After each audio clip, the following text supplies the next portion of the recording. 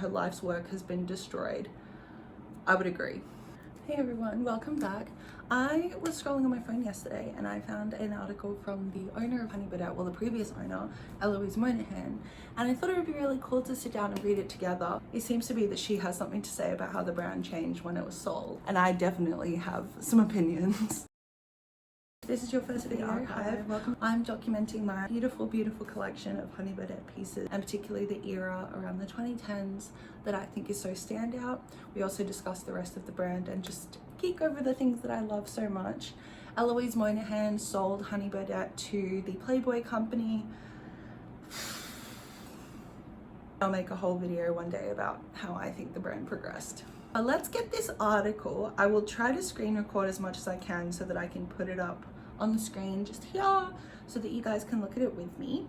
The heading says, Honey Birdette was meant to be about confidence and looking sexy, but now the lingerie brand's distraught ex-owner has slammed its devastating new lows under new management.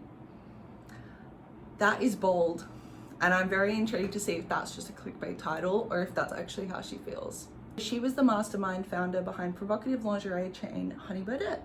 After selling the brand in 2021, Eloise Monaghan says she's devastated that her life's work has been destroyed. Despite pocketing $66 million off the $443 million sale to Playboy, I think it was a choice. The outspoken entrepreneur says that her former brand's downfall has been like a death. It's been devastating to watch, she told the Daily Mail Australia. It has been devastating to watch. Eloise, I don't know if you'll ever come across this video. It has been devastating to watch. I document up until pretty much 2018, 2019. There's some things from after that in here, but especially after 2021, there's probably 2 or 3 items that I have in my collection that I think are great. And they're great, I guess.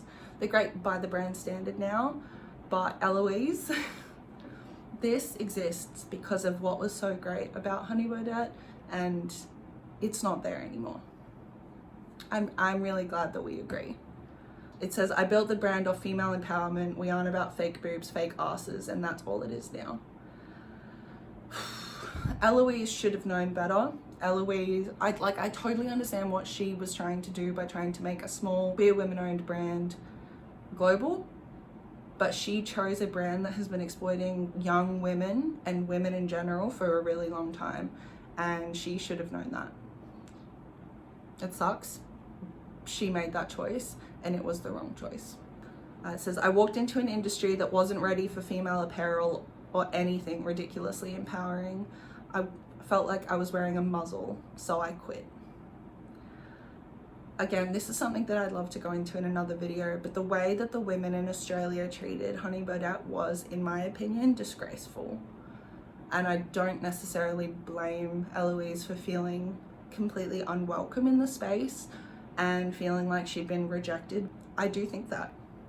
I agree. I think the way that people reacted to certain things was fair, but the way that the customer base responded, I think, was genuinely disgraceful. I think it was disrespectful to this, and I think there was a complete lack of gratitude for what we had and the fact that we had it in Australia. Yeah. Anyway, let's keep going. Following her exit, her life did a complete 180. She quietly divorced from her ex-wife Natalie, living a full-time in LA, and in love with Australian designer and photographer Rebecca.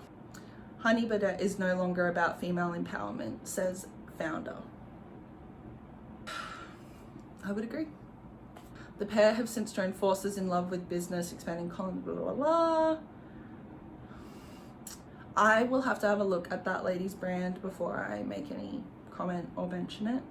We were friends before we got together. I don't care about their personal life. If this is just an ad for the girlfriend's brand, I don't really care. Miami Swim Week, leisure wear, yeah. And there's some photos from the runway. It's, yeah, not gonna comment on the girlfriend's brand at all. Americans love anything made in Australia, Then why didn't they support the brand when it was first open? I'm gonna keep this video really short because it starts a lot of conversations that I think we should have as a team potentially, or that I would just like to work on while the channel grows and reaches some more of you. But I'm relieved, honestly, because she knows what she did, and that's something that I was quite concerned about, and why I wanted to make this video to have a live reaction to the article when I saw the headline. because I don't stalk Honey Birdette in media really, so I hadn't seen it until now. I'm glad she knows what she did. I don't know if she's taken accountability or if she blames it on Playboy, but she knows what she sold to. She knew. If you call Playboy women's empowerment and then you hand your baby to that, you kind of get what you get, and she got what she got. We're gonna have a little bit of a dive into new Honey Birdette at some point, once I feel like my era is really clear, and once you can see the beauty that I'm referring to and the magic that I have here. I think it'll be such a stark difference to what you see today, and when we go through it together we can look at the website. So unfortunately I don't think they have a chance per se to recreate what was created, especially starting in LA. You know, this business was started in Sydney. It's completely different, and now she's a multi-millionaire living in Los Angeles. It's just different, and unfortunately, yeah, the people that were lost and the people that will never support this brand again, I hope you can find this channel and we can celebrate what was so beautiful and what was so magical about these items, especially, you know, sort of from here. Like, there's a few post 2020 items back here. Oh my goodness, old logos. Part of my love and part of my motivation with this channel is because of the sizable loss. Not just to me, not just to Australia, but in general. You know, this was something that cultivated magic, mystique, beauty, femininity, masculinity, and now it's whatever. Even now they're using the horses and the sort of equestrian theme, which is a big factor in Honey Birdette. We can go into that a little bit more if I feel like it's appropriate, because I'm not sure if it's common knowledge or if it's just tea, and I'm not really interested in that. But you know, now that they do it, it's just a bit, it's lacking in everything, even though it's sticking to some core lore of the brand. When we do our little breakdown of Honey Birdette, we'll go through all those motifs, like they did for the recent Gucci collection with the scarves, where they had all of the designers, all different designers come together and redo the motifs. I think it'd be really cool to do something like that. Not redoing them, but just saying, you know, where does this lace reappear? Where does this lace reappear? Where does this lace reappear? Where does the floral motifs come from?